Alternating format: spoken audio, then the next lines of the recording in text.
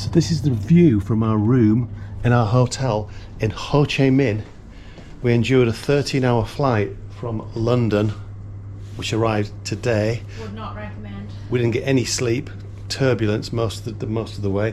We're absolutely knackered.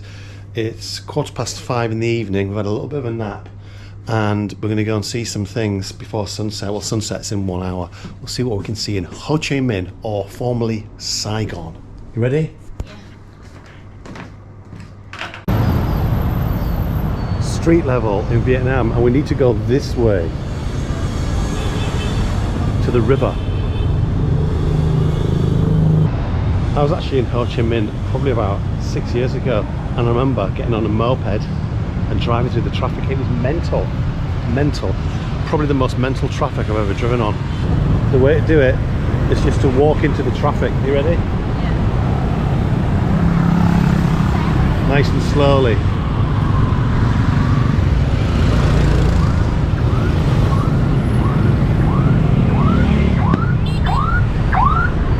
Easy, but it was worth it for this. Tran Hong Dao. Impressive, isn't it? Who is he? Let's find out on Wikipedia, source of all our knowledge. So he lived in the 13th century, and when the Vietnamese were facing the threat from the Mongol hordes, he rallied the troops and defended the city, essentially. There he is.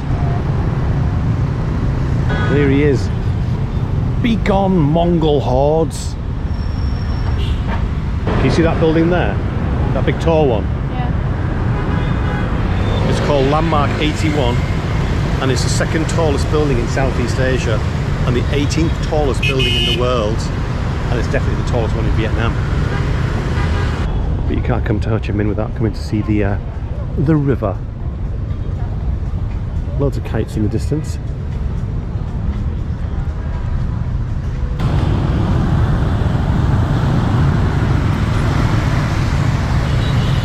You know you've come to a site when you see the city sightseeing buses, and we have the concert hall built by the French when they were in charge. What are your first impressions of Ho Chi Minh? Yeah. I mean, if I had to, I'd say I could live here. Yeah, that's my first impressions of it. So we've come to Ho Chi Minh Square, named after the great revolutionary and politician. He was the president and the prime minister of Vietnam until he died, I think in like 1969. But his body is embalmed in Hanoi. If you ever go there, you'll see it in his shrine.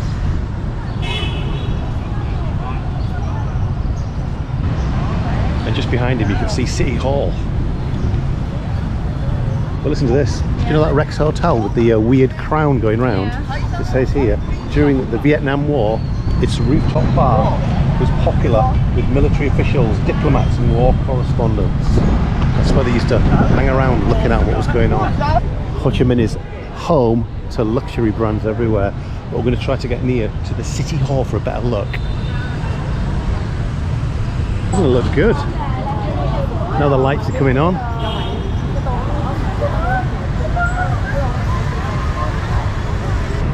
Now, our next port of call is the post office, which sounds boring as hell, doesn't it? Post office.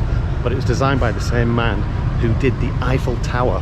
So sometimes post offices are really grand though in lots of different places. I think the one here is going to be really grand. Here it is.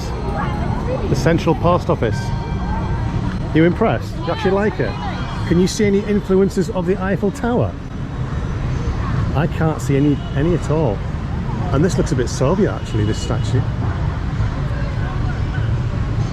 Just behind the post office is the majesty of the Notre Dame Cathedral. Wait for it, look how good this looks. Oh dear, it's covered in scaffolding. Despite the scaffolding, still hugely popular with the people of Ho Chi Minh. Having the picnics. It's a shame, isn't it? That is a real shame. Nothing you can do. Because it's really pretty in the pictures, wasn't it? And we're not even allowed to go inside. This guy has decreed it. He went, No. So sunset is fast approaching, and we're going to go to our final sightseeing stop. But in case you're wondering why we're doing such a ridiculous evening tour when we've just arrived jet lagged, it's because tomorrow we fly to Jakarta, literally in Ho Chi Minh for less than 24 hours. It was the cheapest route option to get back to Jakarta. This huge building is the Reunification Palace. So it was the former residence of the French governor of Indochina and was called the Governor's Palace at the time, occupied by Japanese army during World War II. After the independence of Vietnam, it became the residence and office of the President of South Vietnam. And I read that during the war, the Vietnam War, some tanks stormed the gates and it signalled the unification, the reunification of North and South Vietnam, because they essentially won the war. Right, not officially part of our tour, but we're going to go here. Street food market. I can smell Vietnamese food. Celine's a fan of it. Let's see what we get.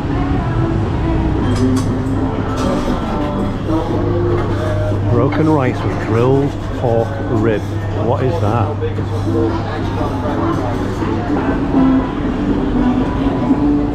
Guess how much that was?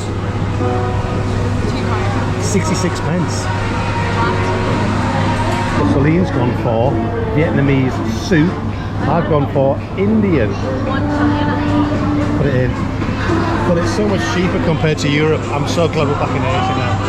It was so expensive in Western Europe. But we were just walking past this stall that said happy hour for cocktails. £5, so just about $6. 2 cocktails.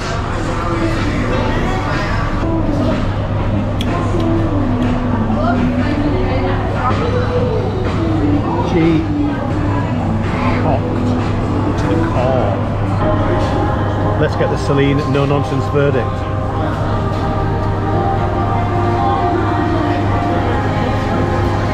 This one's got Kahlua, coffee. Sweet. So we're back in our hotel. I'm going to go to the 20th floor, which is the Rooftop Grand Lounge. Let's get a cocktail and savour the view. So while Celine peruses the cocktail menu, let me have a look at the view of the Sky Bar.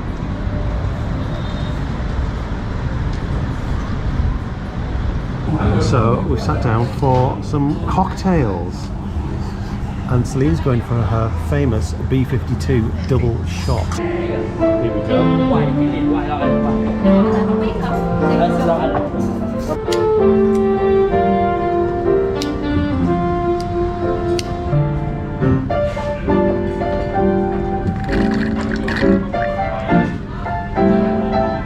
Just the same thing. Is it nice? Yeah. I like it. Cheers from the cocktail bar.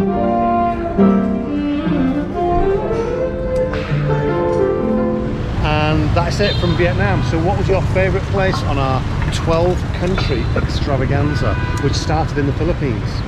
Okay, instead of my favourite places, I'm going to do my favourite things that we did. Okay. Okay, so in search of the Death Hotel in Varanasi and seeing the cremations. That was amazing. Yeah. The Hill of Crosses in Cholet, northern Lithuania. Yeah, Hill of Crosses. And the Pretty Street Tour in London. Yeah. Yeah. They're our top 3 things. See you next time.